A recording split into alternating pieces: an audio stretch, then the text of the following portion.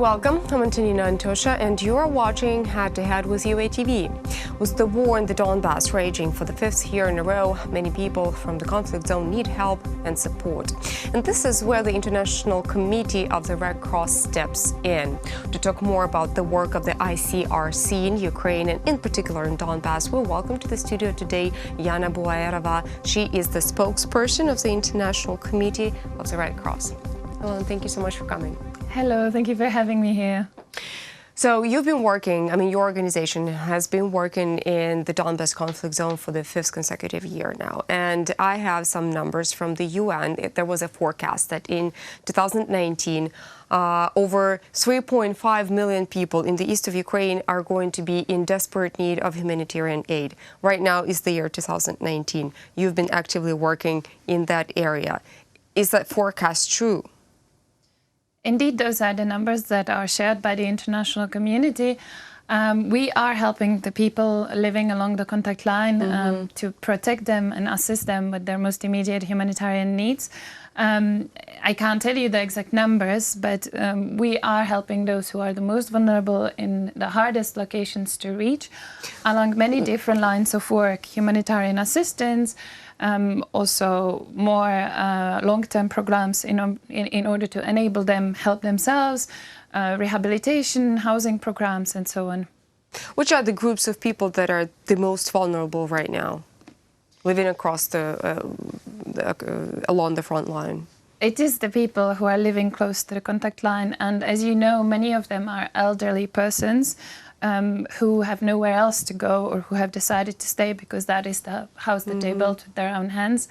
And on both sides of the contact line, their savings have shrunk, and they can continue to live there thanks to the humanitarian aid.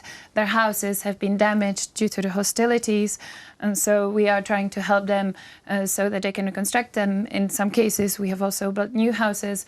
And then apart from that, there are issues related to the water supply, or to the fact that these people need to cross the contact line regularly. So we are helping there as well. We are supporting the public water companies, and we also assist at the crossing points.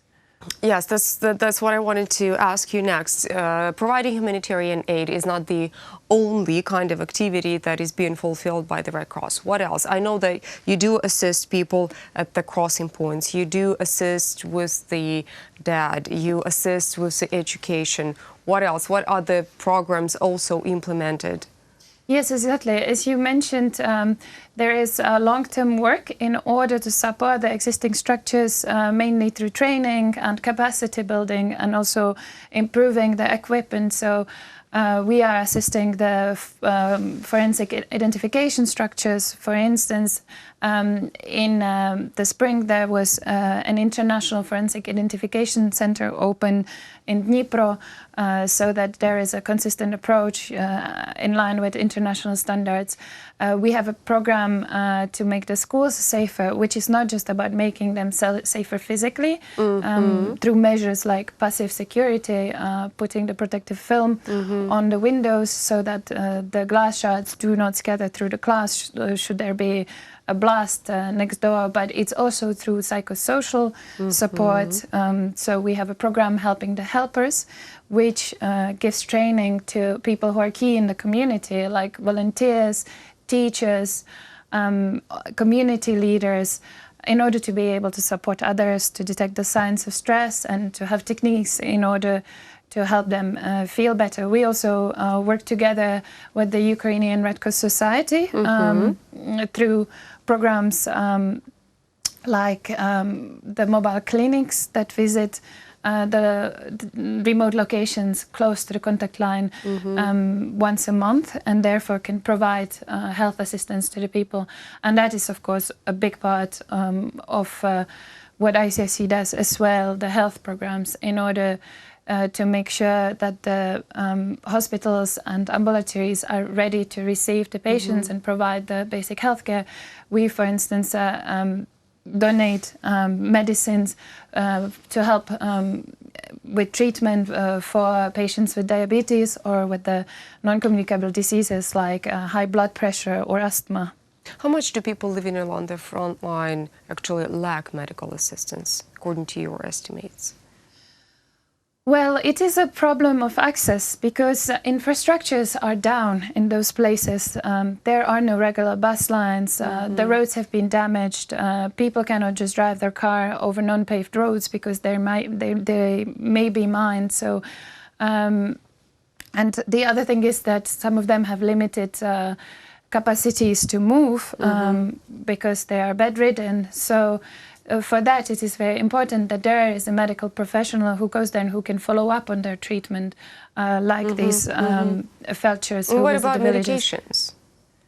I mean, there is a doctor who can assist with the diagnosis or follow up on the already existing algorithm of the treatment, but what about the lack of medications? That's why we are also supporting the ambulatories. I mean, to some extent, they do have supply, but in order to be able to respond to all the needs, every 3 months we deliver assistance to some of the ambulatories in the locations close to the contact line. And the other thing is also about establishing the right structures in order to be able to respond in case of emergency. And that is why one of our pilot projects is emergency department in the Bakhmut hospital, which will be not about only building the building, but also about establishing the procedures so that there is a whole chain of care for the patients. And another important program, partnership that we have with the Ministry of Health is training in Thermopylae of the paramedics. So training of trainers in order to make sure that there are enough health staff, professionals who can respond to the needs in the regions. Looks like training is one of the key activities that needs to be implemented in the war-torn Donbas. How does the Red Cross community assist with the demining process? Because mines are one of the biggest threats right now in the conflict territory. How do you assist the local residents with keeping themselves safe from the mines? Indeed, the locations along the contact line are mined, and we are assisting both to the structures who are doing the demining through materials like consumables, and there have been also trainings, for instance, in Mariupol in March of the CESU professionals and the demining structures. But our focus is on raising the mine risk awareness and teaching. How do you educate people about the threat of the mines, or how to keep themselves safe? Exactly, that is the key, so that they know what to do. So we have mine risk and safer behavior information sessions, both for the teachers and adults and older kids.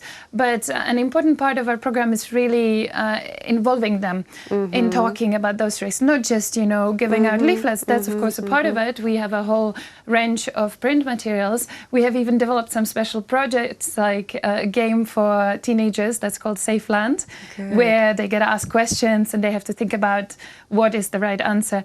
But there are also theater performances for the little ones, and around the Mine Risk Awareness Day in the beginning of April, we conducted more than 20 different art activities in the schools on both sides of the contact line, where kids painted with stencils on the yard in the school. They drew drawings related to the Mine Risk Awareness after there was a session. And we also have materials that are handed out at the crossing points and posters in these schools. So now the kids along the contact line actually know much more about it than adults in Kiev, for example. That is great.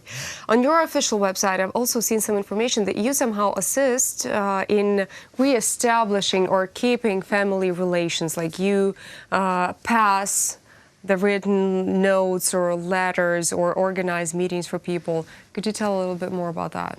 Yes, this is really at the core of what the ICRC does around the world, passing the Red Cross messages when the communication might be down due to the conflict, or re-establishing the contact links between the detainees and their families.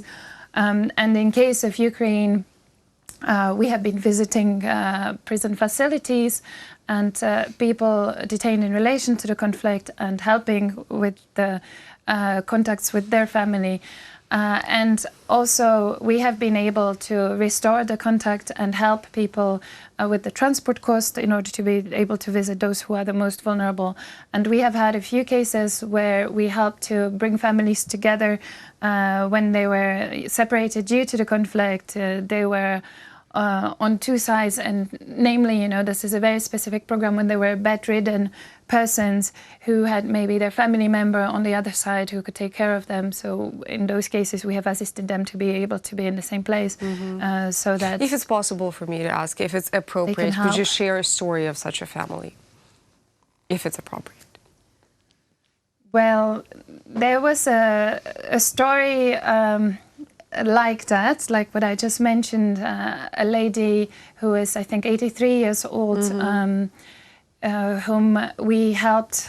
We organized the transport via an ambulance in the Donetsk region because the apartment of the family and her daughter was on the other side, and so now she's living there with her daughter, who is the caretaker. Thank you. Thank you so much for what you're doing. Thank you so much for coming here and telling us all about it. My pleasure. That was Jana Bauerova. She is the spokesperson at the International Committee of the Red Cross. Thank you so much for watching UATV. Stay tuned for more.